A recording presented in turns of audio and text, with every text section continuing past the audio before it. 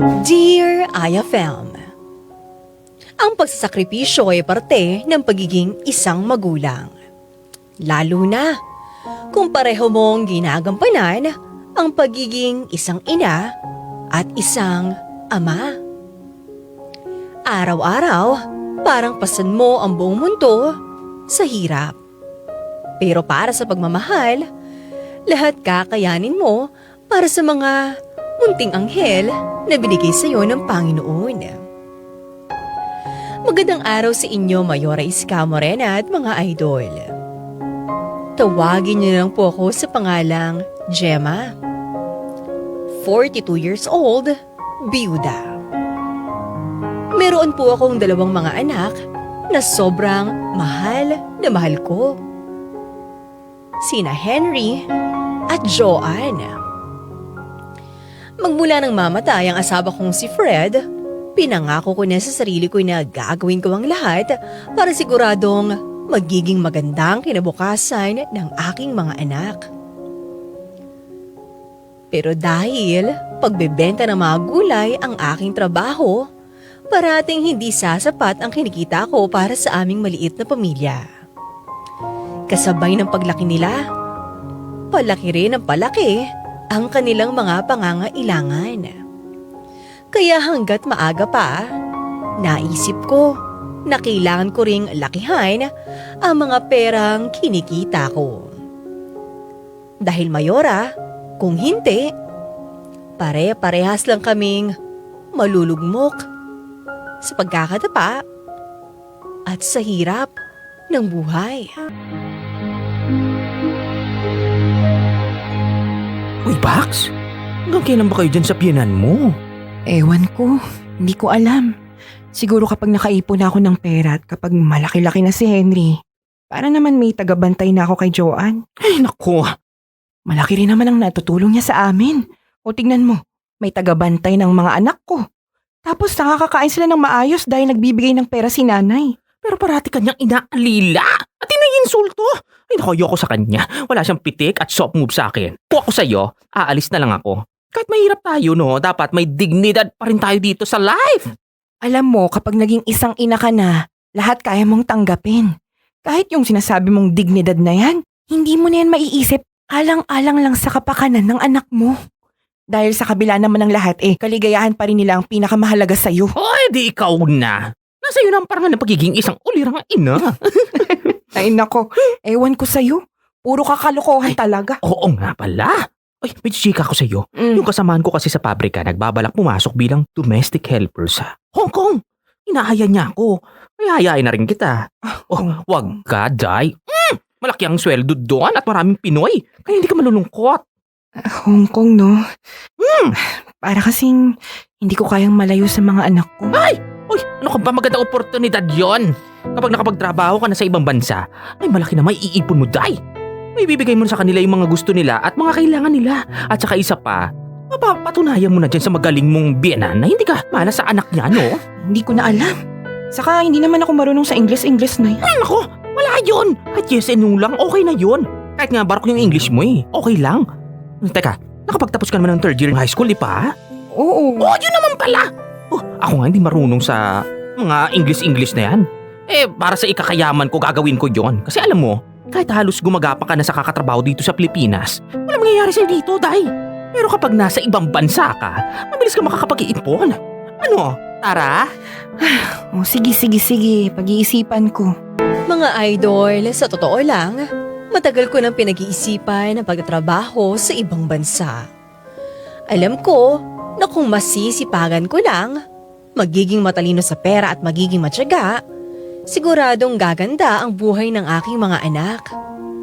Pero alam ko rin na ang magiging kapalit noon, syempre, ang paglayo ko sa kanila. Dahil kung sakali, yun ang unang pagkakataon na malalayo ako kina Joanne at Henry. Mga idol, kampante naman ako na may iwan ko sa mabuting tao ang aking mga anak.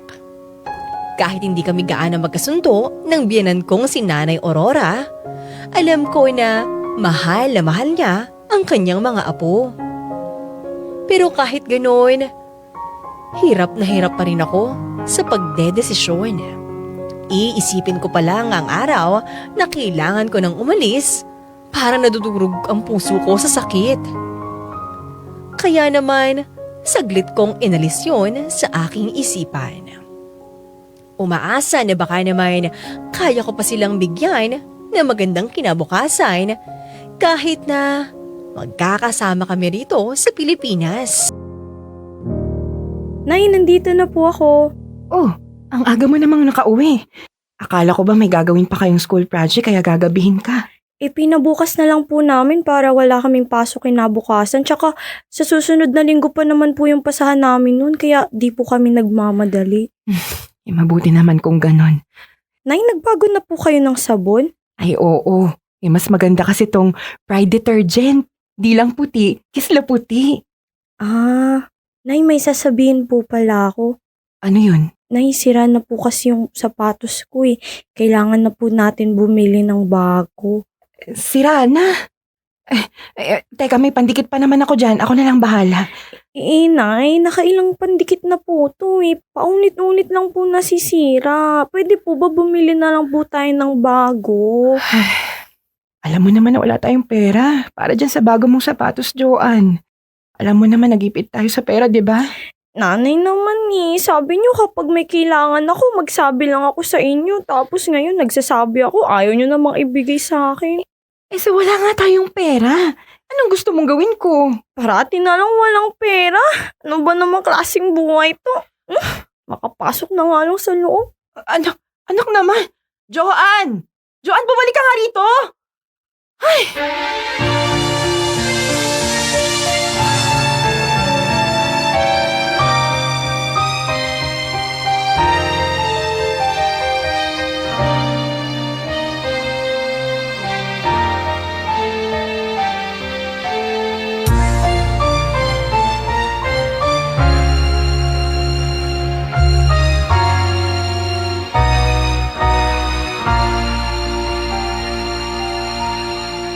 Gemma, Bakit po, Nay? nagsumbong sa akin si Joanne. Pinaiyak mo na naman yung bata ah. Nagpapabili pala ng sapatos yung bata dahil sira-sira na nga yung ginagamit niya. Nay naman. Ano naman ho kasi yung magagawa ko? Wala pa akong pera. Saka okay naman ho yung sapatos niya eh. Ididikitan na lang eh. Lagyan na lang kaya yun ng pandikit. Ako nang bahala. Okay na yun. Tayo kong masana yung batang yun kapag humingi ng humingi, ibibigay agad. Dapat alam nila na mahirap lang tayo, Nay. Hay nako, yan na nga ang sinasabi ko nang dahil dyan sa estado ng buhay niyo nahihirapan ng mga apo ko. Simpleng sapatos lang hindi pa maibigay. Paano na lang kung wala pala ako? Di magugutom yung mga apo ko. Wala ka pa namang matinong trabaho, diba? Ginagawa ko naman po ang lahat na makakaya ko para mabigyan ng magandang kinabukasan ng mga anak ko. Yan lang ba ang paraan mo? Aba, pare-pareho tayong mamamatay ng dilat. Diyos ko naman, ang liit-liit ng kinikita mo. Hindi ko naman kasi alam kung anong nagustuhan sa'yo ng anak ko. Hindi na nga nakapagtapos ng pag-aaral. Wala pang alam na trabaho. Nay Aurora, grabe naman ho kayo manlait. Lahat ng sasabihin nyo, tatanggapin ko.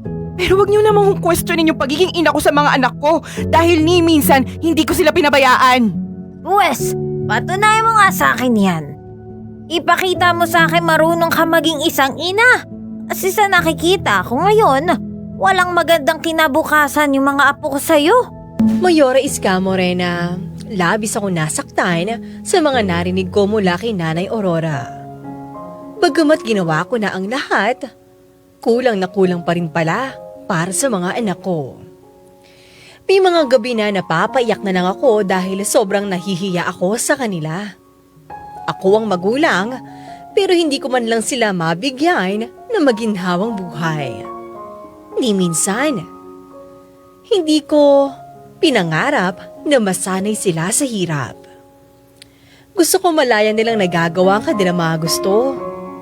Pero paano ko gagawin yun kung wala naman akong kakayanan na mabigyan ng magandang buhay ang aking mga anak? Mga idol at mayora, ilang araw at ilang gabi ko rin na pinag-isipan kung tama bang magtrabaho ako sa ibang bansa. Kung ito na nga ang tamang pagkakataon na gawin ko yun, lalo na't lumalaki na rin ang aking mga anak. Tumataas ang mga bilihin. Kaya lumalaki na rin ang aming gastusin. Hanggang sa napagdesisyonan ko ang isa sa pinakamasakit na kailangan kong gawin. Alang-alang sa mga pinakamamahal kong mga anak. Nay, ano pong meron at kailangan niyo po kaming kausapin ni Joanne? May importanteng sasabihin sa inyo ang nanay mga anak. Kaya gusto ko na pakinggan niyo ako ng mabuti. Sige po. Ano po yun? Nagkaroon kasi ako ng trabaho. Isang magandang trabaho na pwedeng mag-ahon sa atin sa hirap. Kaya lang, para magawa natin yun, kailangan malayo ng nanay sa inyo. Malayo? Bakit, Nay? Saan po kayo pupunta? Sa ibang bansa ang mga anak. Sa Hong Kong, magtatrabaho ko bilang isang kasambahay doon. At malayo yun sa inyo. Pansamantala niyo muna akong hindi makakasama dito sa bahay. Po? Iiwan niyo na po kami, Nay. Hindi anak. Hindi ko gagawin yun. Kailangan ko lang kasing pumunta sa malayong lugar para makapag-aral kayo.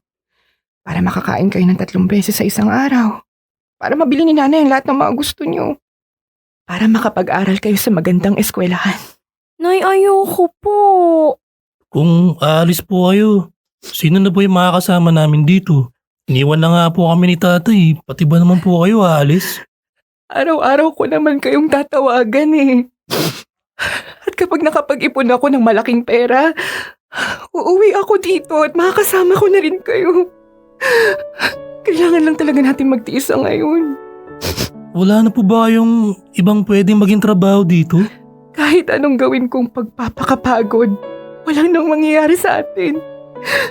Saka mga anak, andyan naman ang lola niyo. Siya munang magbabantay sa inyo habang magtatrabaho ko sa malayo. Isipin niyo na lang na kapag kumita si nanay ng malaking pera, mabibili ko na ang mga gusto niyo. Pero po, Nay. Ayaw niyo ba nun? Lagi ko kayong mabibilan ng bagong sapatos, damit at laruan. Makakakain na rin tayo ng masasarap na pagkain at hindi na kayo magugutom. Talaga po? Oo, anak. Pero ayoko pong umalis kayo eh. Kailangan ko tong gawin para sa ating 3. Para makapagtapos kayo ng pag-aaral. Kaya mga anak, sana maintindihan niyo ako. Kasi wala naman akong ibang gusto kundi mapabuti kayo. Kahit anong hirap at sakit na nararanasan ko doon, titiisin ko para lang sa inyo. Kasi mahal na mahal kayo ni nanay. At hindi magbabago yun. Dora Escamo rin na sobrang hirap at sakit nung araw nagpaalam ako kina Joanne at Henry. Napuno ng iyakan ang pag-alis at paglisan ko ng oras na yun. Bawat hakbang ko papasok ng airport, ramdam na ramdam ko ang bigat nito. Panay ang lingon ko sa aking mga anak na patuloy pa rin sa pag-iyak at pagmamakaawa na wag na akong umalis. Kung pwede lang, Mayora, kung kaya ko lang sila bigyan ng mas magandang kinabukasan. Hindi ko pipiliin na magtrabaho sa ibang bansa. Pero simpleng ina lang naman ako. Isang magulang na sobrang hirap na magpalaki ng 2 bata. Isang magulang na gagawin ng lahat, mapabuti lamang sila. Mayora Escamo rin na magkahalong pagod at lungkot ang nararanasan ko na mawalay ako kina Joanne at Henry. Kayod kalabaw ang ginawa ko para sa gano'n, matuwa sa akin ang aking mga amo at bigyan ako ng mga bonus na siyang nangyari naman. Sa loob ng 5 taon, hindi ko nagawang umuwi ng Pilipinas dahil sa sobrang pagtitipid at kagustuhang mas makapag-ipon ng malaki. Sa mga taon na yon, hindi ko nagawang makita ang paglaki ng aking mga anak. Kaya naman, noong nagdesisyon na akong umuwi, nakita ko ang pagbabago kina Joanne at kay Henry. Anak, nakauwi na pala kayo. Ay, tamang-tama, naghanda ako. Wow, Nay, ang sasarap naman nito. Ang daming ulam. Oh, may cake. Talagang masarap yan. Anong meron, Nay? Bakit may ganitong handa tayo? Wala ba kayong naaalala ngayong araw? Wala naman po, Nay. Ay, kayo talaga. Makakalimutin na kayo ang bata-bata nyo pa. 'Di ba? Birthday na. Andyan na pala kayo mga apo. Mano po, Lola. Mano pula, kaya na po kayo dito. Naganda po kasi si nanay. Hindi nga po namin alam kung bakit. Kumain na po tayo. Gemma, kamusta naman ba ang kita mo? Mabuti naman po, Nay. Medyo maliit lang sa ngayon pero mapagkakasya natin dito sa bahay. Mabuti naman kung ganun. Marami nang hinihingi tong anak mo eh. Ang sabi ko nga, sa'yo humingi. Oo nga po, Nay. Kailangan ko kasi ng pera para dun sa project namin eh. Tsaka paubos na rin po kasi yung allowance namin. Oh, sige. Magbibigay ako bukas. Ay, oo nga po pala. Birthday na po ni Lola sa Sabado. Kailangan po nating maghanda. Ano pong gusto niyong regalo? Naku, kahit wag na mga apo, tama na sa akin ang kasama ko kayong dalawa. Hindi ko na kailangan maghanda. Lola, hindi po pwede yun. Maghahanda kami para sa inyo. John, magtipid na tayo ha. Kailangan natin makaipon ng pera para meron tayong panghanda. Oo, kuya. Sige po. Nay, okay lang po kayo? Bigla po kayo natahimik. Okay lang ako, anak. Huwag mo na akong pansinin. Sige na, kumain na kayo.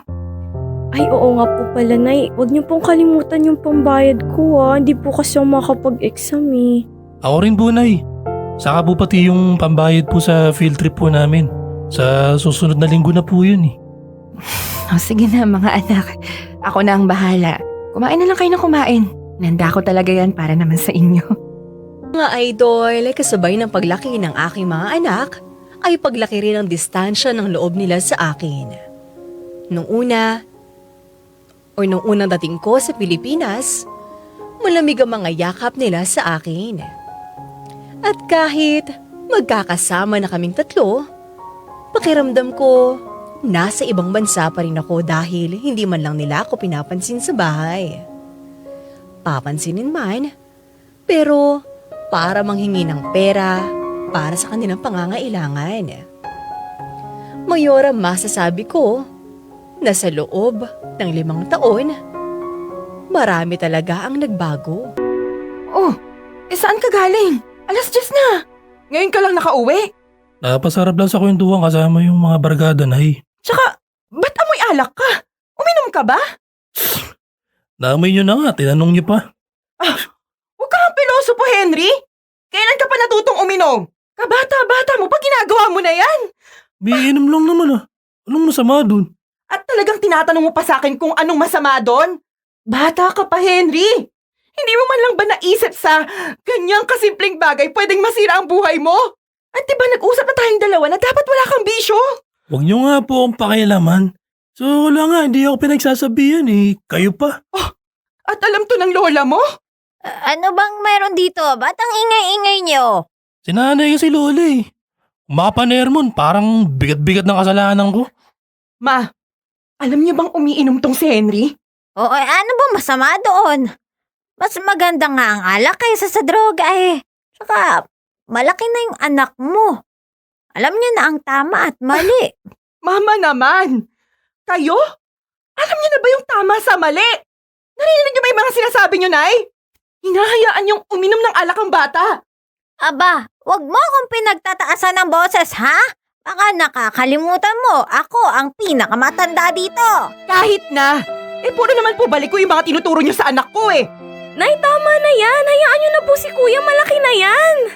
Oo nga, Nay, masyado kayo makapag-react eh. Narinig niyo ba yung mga sarili niyo? Kinakampihan niyo ang lola niyo kahit alam niyong mali na. Huwag mong pagsalitaan yung lola ko ha. Kung ano man yung tinuro niya sa amin, wala ka na dun. Anong sabi mo? Bakit? Nasaan ka ba sa loob ng 5 taon? Nasa malayo ka, di ba? Pasalamat ka nga, inalagaan kami na mabuti ni lola eh. Sinusumbat mo na sa akin ngayon yung pagtatrabaho ko sa ibang bansa. Hindi mo ba alam na ginagawa ko yun para sa inyo? Para maibigay ang lahat ng gusto nyo. Ano lang hinihiling ko sa inyo?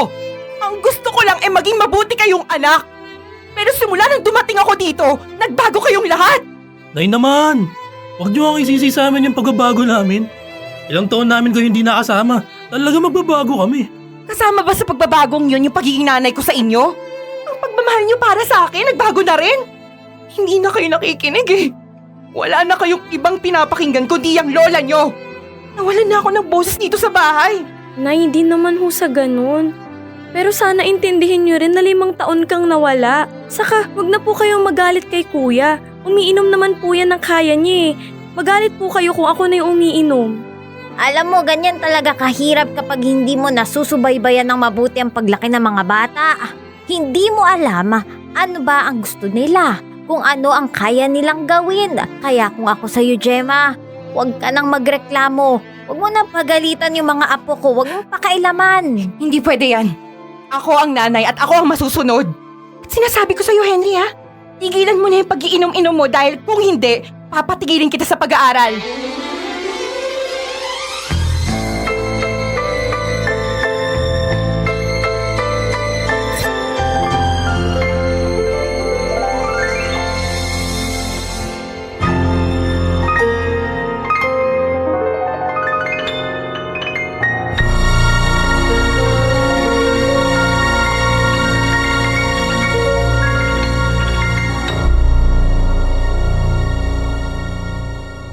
Anak, alam ko pa rin masama pa rin ang loob mo sa akin.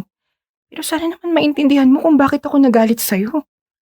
Ayoko lang naman na masanay ka sa ganyang bisyo. Anak, nakakasira ng buhay yan. Hindi pwedeng... Kailan ka babalik sa Hong Kong? Ano? Tinatanong ko kung kailan ka babalik sa Hong Kong. Hindi tayo mabubuhay sa pagtitindi mo lang ng mga damit eh. Magka-college pa si Johan. Ako, 2 taon pa bago makapagtapos. Eh kaya naman natin yun kahit nandito lang ako. Nakasama niyo. Ayaw niyo ba yun? Ayun na ho yung nagsabi na kailangan natin magtiis.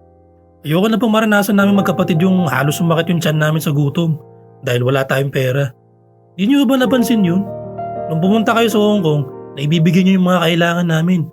Pero ngayon, simpleng pagbigay lang ng pera para sa mga projects namin. Pahirapan pa. Pero anak... Muna na ho ako. Alam niyo po, Nay, may punto po si kuya eh. Bumalik na lang po kaya kayo sa Hong Kong. Mas makakapag-ipon po tayo kapag nandun kayo. Maayos naman po kami dito eh, hindi niyo na po kailangan mag-alala pa. Sige na. Kumain ka na lang muna dyan. Mayora Iska Morena, nasaktan ako sa narinig ko mula sa aking mga anak. Kung dati, halos ayaw nila akong paalisin ng bansa. Ngayon, halos kulang na lang, ipagtulakan na nila akong umalis.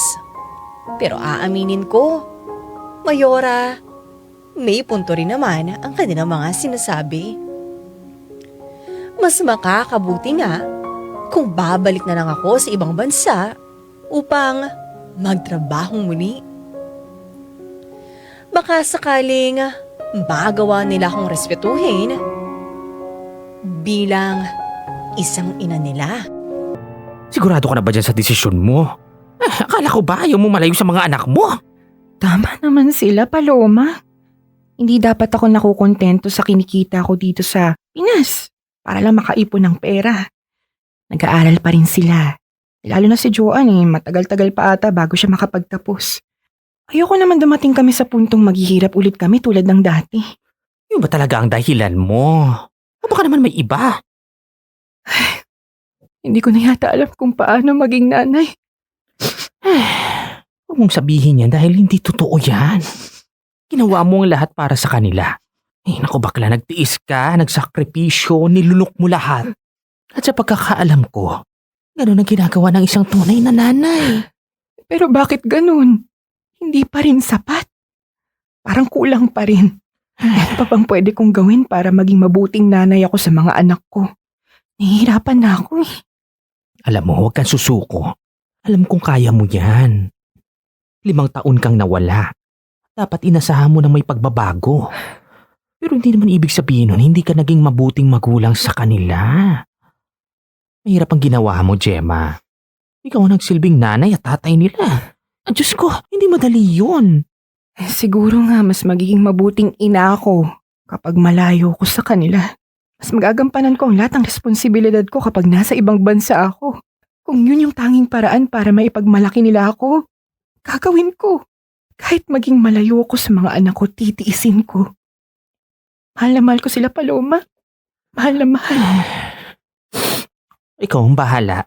Alam mo naman na hindi ko question ang mga desisyon mo. Alam ko kakayanin mo yan. Iniisip ko lang na baka kapag tinuloy mo to, yung relasyon mo naman sa mga anak mo ang maapektuhan. Baka lang kasi lalong lumayo ang loob nila sa'yo. Sila yung buhay ko. Silang dalawa. Bahala na. Bahala na. Aasa na lang siguro ko na isang araw na magagawa nila ulit mahalin tulad ng mga bata pa lang sila. Pero ngayon, mas maganda kung magtrabaho na lang ako ulit sa ibang bansa. Mas magagawa kong pagandahin ang buhay nila kapag malayo ako sa kanila. Idol, muli nga akong bumalik sa ibang bansa para magtrabahong muli. Malungkot man, pero wala akong nagawa dahil pakiramdam ko na walan na ako ng lugar sa bahay nila na yun. Kaya kahit masakit, pinili ko na lang na isipin na ginagawa ko ito para mas maibigay ko ang pangangailangan ni na Joanne at Henry. Hanggang ngayon, nandito pa rin ako. Sobrang namimiss ko na ang aking mga anak mayores Morena. Pero tinitibayan ko ang aking loob para nang sa gayon, magampanan ko na mabuti ang pagiging ina at pagiging ama ko sa kanila. Hanggang dito na lang ang aking sulat. Maraming salamat, Mayora. Ako ito, si Gemma.